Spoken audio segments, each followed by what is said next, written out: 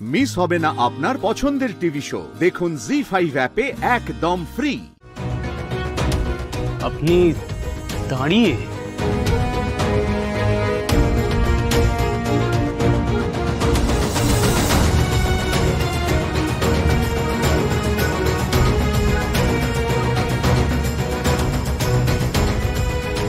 শুধু দাঁড়িয়ে নয় ঋষিবাবু, আপনি বলছিলেন যে আমার অক্ষমতা নিয়ে অনেকে সন্দেহ প্রকাশ করছে, বা আপনিও সন্দেহ করছিলেন। আশা করি আজকের পর আর সন্দেহ করবেন। সেসব কথা পরে হবে, কিন্তু আপনি হাঁটছেন কি করে? বলতে পারেন যে রাধার জন্য হাঁটতে পারছি। ওর জন্যই আমি নিজের পায়ে দাঁড়াতে পেরেছি। দাঁড়াতে আপনি একটু দেরি করে ফেলেছেন মিস্টার সেন, কিংবা একটু তাড়াহুড়ো করে ফেলেছেন।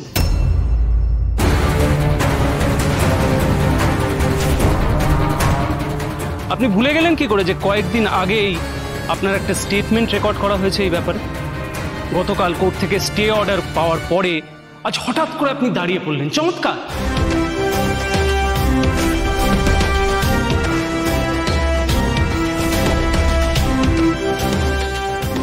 কাল অবধি যেই মানুষটা হুইল চেয়ারে করে কোর্টে গেছিল, সে আজ কোন জাদুতে দাঁড়িয়ে পড়ল?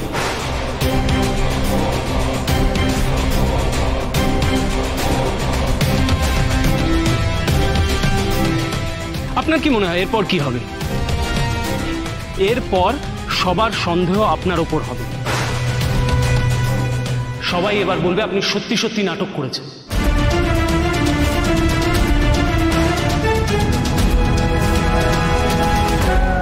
আপনার কেস যেই লড়ুক না কেন মিস্টার সেন, বিপক্ষের উকিলের না জাস্ট 2 মিনিট লাগবে। 2 মিনিট লাগবে এটা প্রমাণ করে দিতে যে আপনি চিট করেছেন।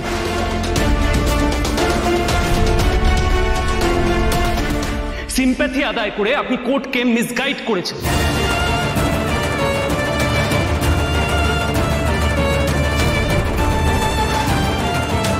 তখন কি করবেন? এই প্রশ্নের জবাব কি দেবেন মিস্টার সেন?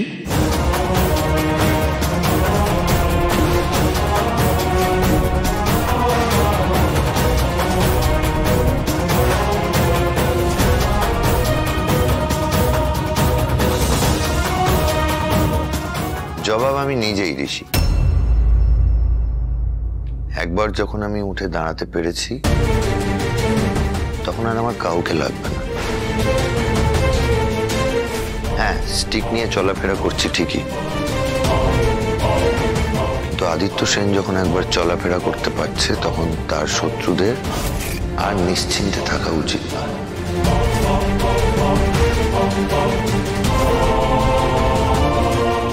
রিয়েলি? হ্যাঁ,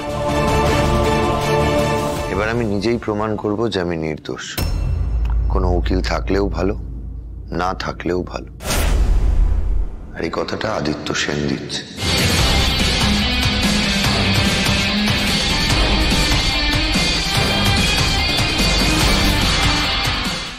জি5 ডাউনলোড করুন আর সব এপিসোড দেখুন একদম ফ্রি।